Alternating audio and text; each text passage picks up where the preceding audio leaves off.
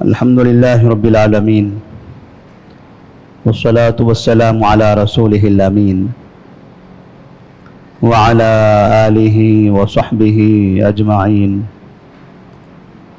ومن تبعہم بإحسان الی یوم الدین اما بعد۔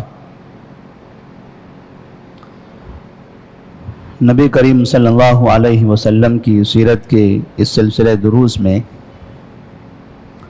آج کے درس کا عنوان ہوگا جنگ تبوک کے نتائج۔ آپ صلی اللہ علیہ وسلم 9 ہجری میں رجب کے مہینے میں مدینہ منورہ سے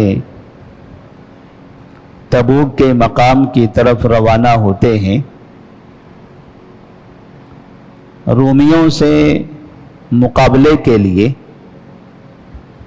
لیکن آپ صلی اللہ علیہ وسلم اور صحابہ رضی اللہ تعالیٰ عنہم کی قوت کو دیکھ کر رومی وہاں سے فرار ہو جاتے ہیں۔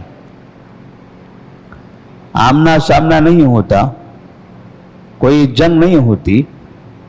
ایک ایسا موقع تھا کہ جہاں بڑا خون خرابہ ہو سکتا تھا، لیکن اللہ تبارک و تعالیٰ نے بغیر جنگ کے مسلمانوں کو جیت عطا فرمائی۔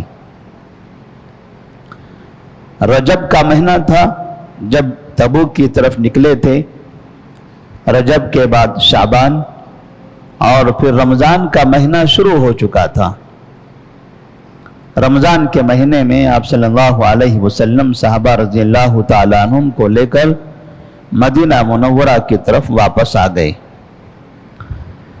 جب آپ صلی اللہ علیہ وسلم مدینہ میں داخل ہو رہے تھے، آپ کی آمد کی اطلاع ملی تو مدینہ میں جو مسلمان تھے وہ بڑے خوش تھے،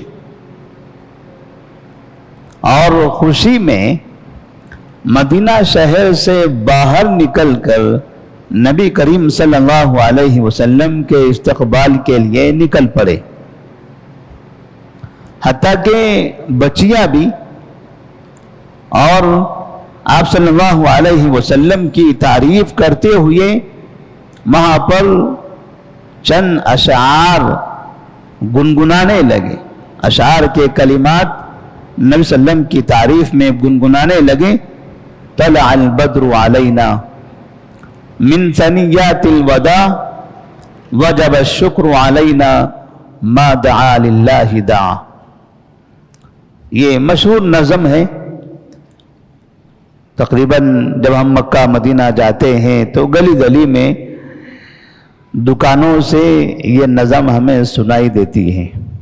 طلع البدر علینا من ثنیات الوداع وجب الشکر علینا ما دعا للہ دعا، اور اس طرح سے کئی کلمات ہیں۔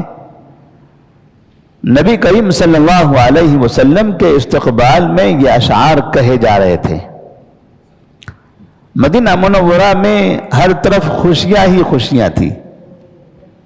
جو لوگ تبوک گئے تھے وہ بھی خوشی خوشی اپنے وطن واپس لوٹے۔ جو نہیں جا سکے تھے کسی وجہ سے، انہیں اس کامیابی کی اطلاع ملی تو وہ بھی بڑے خوش ہوئے۔ اور خوشی کیوں نہ ہو، کیونکہ اس سے پہلے جب مدینہ سے جا رہے تھے تب مدینہ منورہ کے اندر مسلمانوں کے سر پر ایک طرح سے ایسا غم کا پہاڑ ٹوٹ پڑا تھا، ایسی پریشانی اور ایسی مشقت آ گئی تھی، انہیں اندازہ نہیں ہو رہا تھا، سمجھ میں نہیں آ رہا تھا کہ آخر رومیوں کا مقابلہ کیسے کیا جائے۔ ان کے پاس بڑی فوج ہے، طاقت ہے، ہتھیار ہے، سب کچھ ہے۔ ہمارے پاس طاقت بھی کم ہے، فوج بھی کم ہے، ہتھیار بھی کم ہے، کھانے پینے کا سامان تک نہیں ہے، اور پھر جس علاقے میں ہم جا رہے ہیں وہ علاقہ مدینہ سے تقریباً 750 کلومیٹر کے فاصلے پر ہے۔ وہاں جانے کے بعد اگر تھوڑا سا بھی نقصان ہوا تو گھیر لیے جائیں گے، واپس بھاگ کر مدینہ آنے کا راستہ بھی نہیں ملے گا۔ اللہ تبارک و تعالیٰ نے قرآن مجید میں فرمایا فَإِنَّ مَعَ الْعُسْرِ يُسْرًا، إِنَّ مَعَ الْعُسْرِ يُسْرًا، یہ عسر تھا، جیش العسرہ اسی کو کہا جاتا ہے۔ پریشانی کے بعد مومنین کی زندگی میں اللہ تبارک و تعالیٰ خوشحالی نازل کرتا ہے، لیکن مومن کے لیے ضروری ہے کہ پریشانی میں اللہ کو یاد کرے۔ اگر مومن پریشانی میں اللہ کو یاد کرتا ہے تو اللہ تبارک و تعالیٰ اس کی مدد فرماتا ہے۔ واپس آنے کے بعد آپ صلی اللہ علیہ وسلم کا رویہ منافقین کے خلاف بڑا سخت ہو گیا۔ ابھی تک کے منافقین جب سے آپ ہجرت کر کے مدینہ منورہ آئے تھے تب سے 9 سال گزر گئے۔ 9 سال سے مسلسل منافقین کو ڈھیل دی جا رہی تھی، چھوٹ دی جا رہی تھی، جرائم میں پکڑے جاتے تھے پھر بھی درگزر کر دیا جاتا تھا۔ عائشہ صدیقہ رضی اللہ تعالیٰ عنہ پر الزام لگایا تو آپ صلی اللہ علیہ وسلم نے تب بھی منافقین سے درگزر کیا، اور جو مسلمان تھے ان میں سے جو اس غلطی میں شریک ہو گئے تھے انہیں سزا دے دی۔ اس جنگ میں بھی منافقین نے بہت زیادہ گھناؤنا کردار نبھایا تھا۔ ان کی خواہش تھی مدینہ میں رہتے ہوئے، مسلمانوں کے درمیان میں رہتے ہوئے، کہ مدینہ تباہ ہو جائے، مسلمان تباہ ہو جائیں۔ اس کے لیے رومیوں کے ساتھ بھی مل گئے اور ہر طرح کی سازشیں کرنے لگے، لیکن ساری سازشیں، سارا مکر و فریب، سب کچھ دھرا کا دھرا رہ گیا۔ اللہ تبارک و تعالیٰ نے صحابہ رضی اللہ تعالیٰ عنہم کی ایسی مدد فرمائی کہ جتنے بھی افراد فتنہ پھیلانا چاہتے تھے، ملک میں بدامنی پھیلانا چاہتے تھے، شر و فساد پھیلانا چاہتے تھے، ان سب کا خاتمہ ہونے لگا تھا۔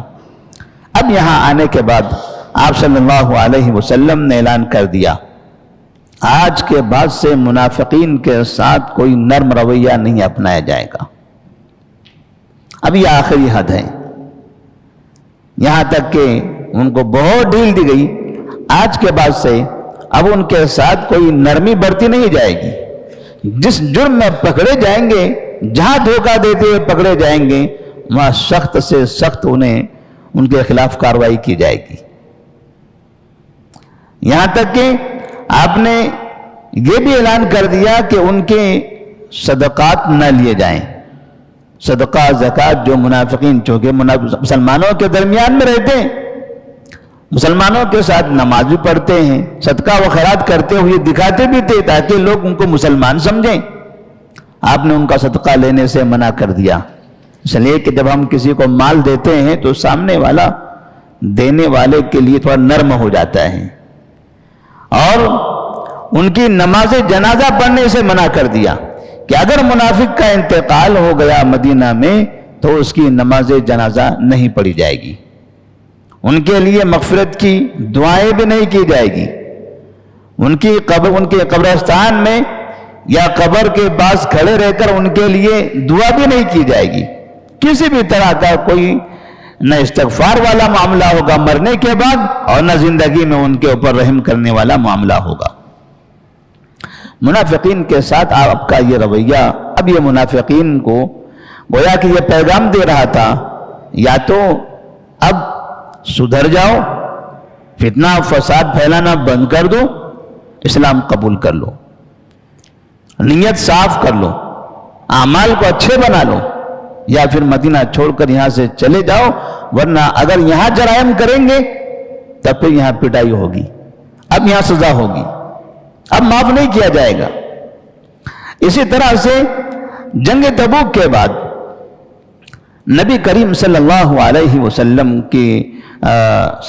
کی طرف سے گویا کہ پورے عرب کو اور مدینہ کے اطراف کی بڑی بڑی حکومتوں کو یہ پیغام دے دیا گیا تھا کہ اب مدینہ محفوظ ہاتھوں میں ہے،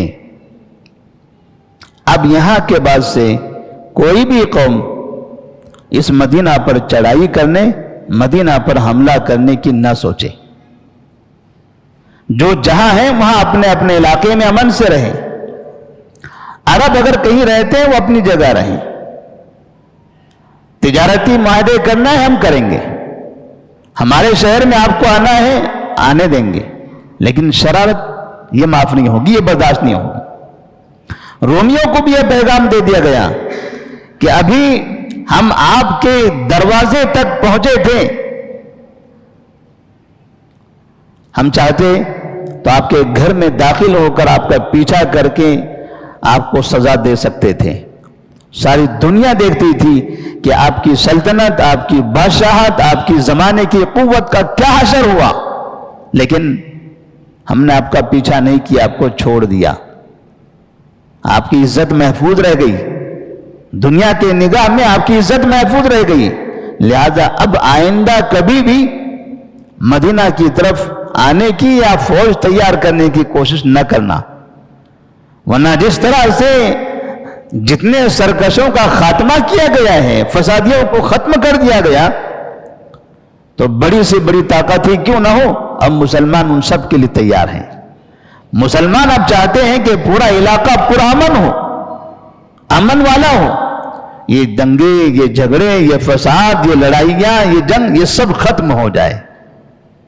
نبی کریم صلی اللہ علیہ وسلم کا یہ پیغام اس طرح سے عام ہوا، اور لوگوں نے جب یہ دیکھا کہ مدینہ والے رومیوں کے گھر تک پہنچ کر صحیح سلامت واپس پہنچے ہیں اور ان کے ساتھ کوئی برا حادثہ پیش نہیں آیا، بلکہ روم کی فوج وہاں سے بھاگ گئی، تو اس وقت روم کی طاقت سب سے بڑی طاقت ہوا کرتی تھی۔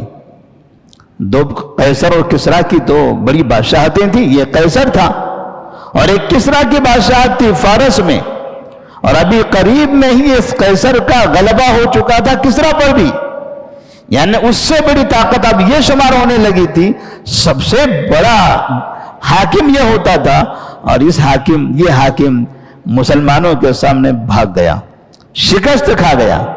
ظاہر سے بات ہے اتنی بڑی طاقت کمزور ہو گئی، اب وہ کسرا اور وہ دوسری حبشہ کی حکومتیں، وہ یمن کی حکومتیں، وہ نجاشی کے علاقے کے اطراف کے لوگ، اب کوئی بھی مسلمانوں کی طرف نہیں بڑھ سکتا تھا۔ نتیجہ یہ ہوا اس غلبے سے، اس قوت سے، کہ دنیا والوں کو یہ پتہ چلنے لگا کہ اسلام برحق مذہب ہے،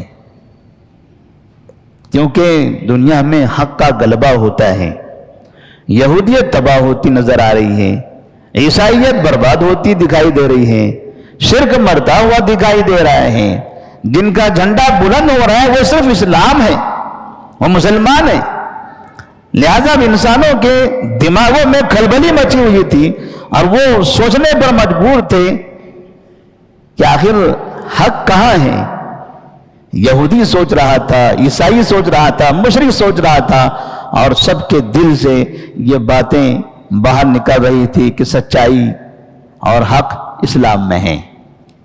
لہذا جنگ تبوک کے بعد مدینہ کے اطراف کے قبائل، رومی، فارسی، یہ الگ الگ علاقے سے جس طرح سے پورا کا پورا قبیلہ مل کر مدینہ منورہ کی طرف آ کر اسلام قبول کرنے لگا، مورخین نے لکھا ہے کہ اتنی بڑی تعداد میں لوگوں کا فوج در فوج آنا، اسلام قبول کرنا، یہ بڑی حیرت کی بات تھی، اور اس کے لیے بہت زیادہ محنت کرنے کی ضرورت نہیں پڑی۔ جو بنیادی محنت تھی بس اسی کی شعاعیں پھیل گئی تھی، اور یہ جو قوت کا مظاہرہ ہوا تھا، یہ رومیوں کو جو شکست ہوئی تھی، اس سے بھی لوگوں پر رعب طاری ہو گیا، اور لوگ سمجھ گئے تھے کہ اسلام برحق اسلام قبول کر لینا چاہیے۔ لہذا اس کے بعد کثرت سے لوگ اسلام میں داخل ہونے لگے۔ جنگ تبوک سے مسلمانوں کو ایک سبق ملتا ہے کہ مسلمانوں کی زندگی میں مال کی بڑی اہمیت ہے۔ مسلمانوں کو معیشت میں، دولت میں، مال میں کبھی کمزور نہیں ہونا چاہیے،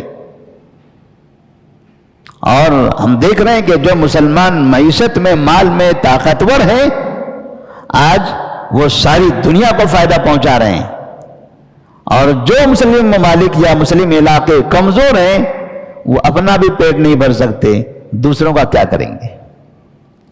خود برباد ہو رہے ہیں، معیشت تباہ ہو رہی ہے، نسلیں تباہ ہوتی چلی جا رہی ہیں، غریبی فقیری سے ان کے اندر آپسی اختلافات، انتشار، بے دینی، شرک، بدعت پھیلتے چلے جا رہے ہیں۔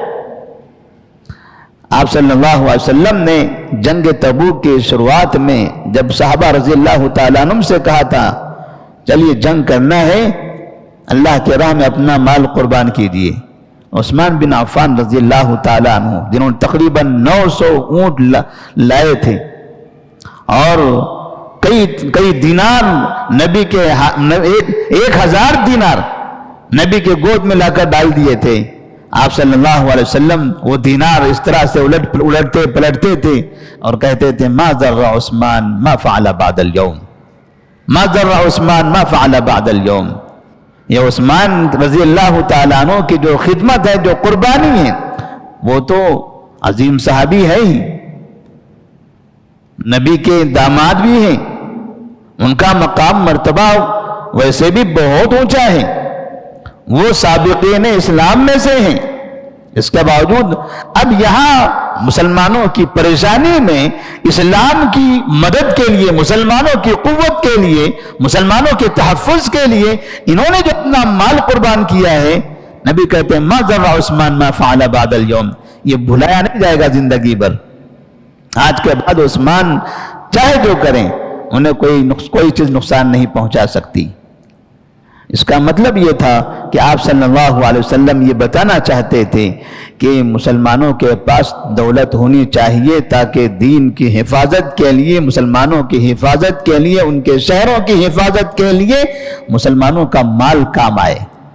ایسے مواقع پر مال کی ضرورت ہوتی ہے، وہاں اگر ہمارا مال نہ ہو، ایمان تو ہے، دین بھی ہے، لیکن ظاہری وسائل کی بھی ضرورت ہوتی ہے، ظاہری وسائل کی بھی ضرورت ہوتی ہے۔ اسی طرح سے جنگ تبوک سے ایک نتیجہ یہ نکلا کہ منافقین بڑے نقصان دہ ہوتے ہیں، منافقین کے دلوں میں بڑی شدت، بڑی نفرت ہوتی ہے۔ سن 1 ہجری سے لے کر 9 ہجری تک مسلسل منافقین کا مسلمانوں کے خلاف سازشیں کرتے رہنا اس بات کی علامت ہے کہ ان کے دلوں کے اندر نفرت بہت تھی، ورنہ ان 9 سالوں میں اس جگہ رہنے والے کئی مشرکین مسلمان ہو گئے، مدینہ کے اطراف کے لوگ مسلمان ہو گئے، مکہ مسلمان ہو گیا، طائف مسلمان ہو گیا، حنین کے علاقے کے لوگ مسلمان ہو گئے، لیکن مدینہ میں رہنے والے منافقین جو کا تو رہ گئے۔ جو مشرک تھے وہ اسلام قبول کر لیتے ہیں، لیکن جن کے دلوں میں نفاق تھا، جو نماز پڑھتے تھے، مسلمانوں کے ساتھ روزہ رکھتے تھے، مسلمانوں کے ساتھ صدقہ و خیرات کرتے تھے، مسلمانوں کی صفوں میں رہتے تھے، دل میں نفرت تھی، ان لوگوں نے مسلمانوں کو بہت نقصان پہنچایا۔ اور آج بھی ہم دیکھ رہے ہیں، کئی سال سے دنیا کا یہ نظارہ ہے کہ دنیا میں مسلمانوں کو اس زمانے کے بعد سے بھی منافقین سے بہت نقصان ہوا ہے۔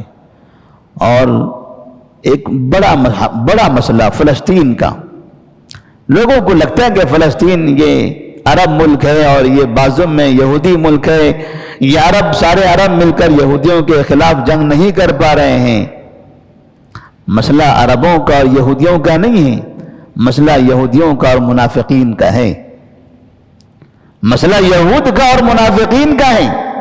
فلسطین میں بیٹھے منافقین، فلسطین کی صفوں میں رہنے والے منافقین، وہاں کی جماعتوں میں بیٹھنے والے منافقین، وہ غزہ میں آباد منافقین، وہ الگ الگ حماس اور نہ جانے کون کون سے ناموں سے اپنے آپ کو دنیا میں تعارف کرنے والے منافقین، ان لوگوں کی وجہ سے فلسطین لہولہان ہوتا ہے، ان لوگوں کی وجہ سے فلسطین تباہ ہو رہا ہے۔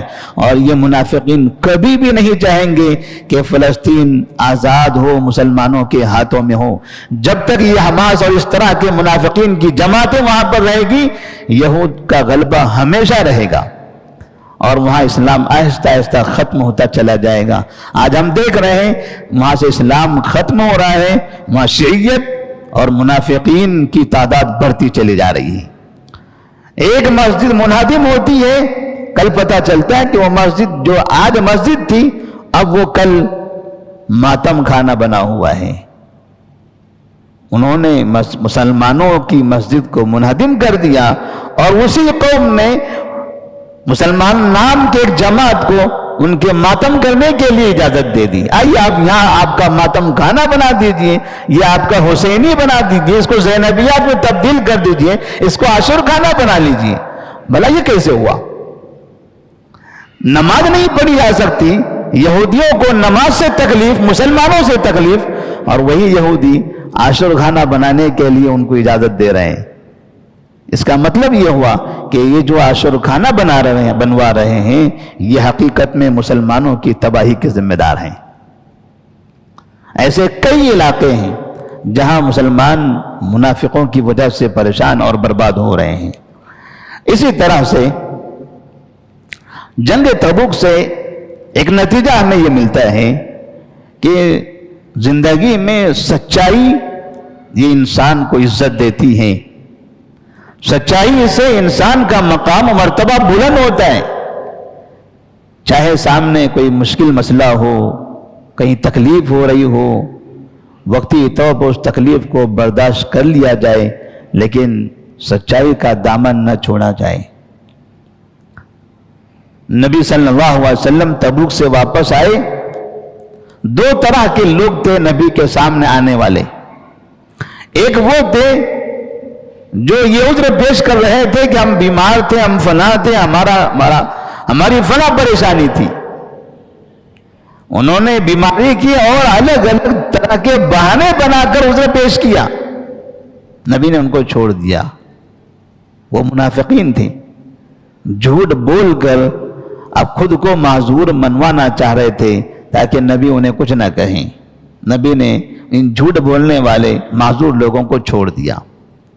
کعب بن مالک رضی اللہ تعالیٰ عنہ اور دیگر دو ان کے ساتھی، انہوں نے آ کر سچ بات کہہ دی، یا رسول اللہ صلی اللہ علیہ وسلم ہمارے پاس کوئی عذر نہیں تھا۔ کعب بن مالک ہیں، مرارہ بن ربیع ہیں اور ہلال بن امیہ رضی اللہ تعالیٰ عنہ، ہمارے پاس کوئی عذر نہیں تھا، نہ ہم بیمار تھے، نہ ہم پریشان تھے، نہ مصیبت میں مبتلا تھے، بس ہم نہیں آ سکے، معاف کر دیجیے۔ آپ صلی اللہ علیہ وسلم نے دیکھا بغیر عذر کے یہ لوگ مدینہ میں رہ گئے، بلا عذر کے ہم نے کہہ دیا تھا کہ وہی لوگ مدینہ میں رہ سکیں گے جن کے پاس عذر ہے، جو معذور ہیں، اور انہوں نے اعتراف کر لیا کہ ہمارے پاس کوئی عذر نہیں تھا۔ آپ ان سے ناراض ہو گئے، مسلمانوں سے کہا کہ ان سے بات چیت نہیں کرنا ہے۔ 50 دن تک کہ ان کا بائیکاٹ رہا، بڑی تکلیف رہی، تینوں صحابہ روتے تھے، تنہائی کی زندگی انہیں کاٹ رہی تھی، لیکن صبر کیا انہوں نے۔ اور اس کے بعد جب اللہ تبارک و تعالیٰ نے ان کی مغفرت کا اعلان کیا تو ان کا مقام و مرتبہ صحابہ کی نگاہ میں جو بلند ہوا ہے، اور جس طرح سے صحابہ نے ان کو عزت کی نگاہ سے دیکھا ہے، وہ دیکھنے کے قابل تھا۔ نبی صلی اللہ علیہ وسلم نے ان کی مغفرت، ان کی توبہ کی قبولیت کی آیتوں کے نزول کے بعد جس طرح سے خوشی سے ان کا استقبال کیا ہے، اس سے ان کا مقام کو بلند کر رہا تھا۔ تو اس کا مطلب یہ ہوا کہ انسان سچ بولتا ہے، تھوڑی دیر کے لیے وقتی طور پر نقصان نظر آتا ہے، لیکن اس کے بعد اللہ تبارک و تعالیٰ جو عزت دیتا ہے، جو شہرت دیتا ہے، جو مقام عطا فرماتا ہے، پھر وہ خواہش کرے گا کہ زندگی میں ہمیشہ ہر جگہ سچ ہی بولتا رہوں، تاکہ اس طرح اللہ تبارک و تعالیٰ میری زندگی کو کامیاب بنائے۔ اسی طرح سے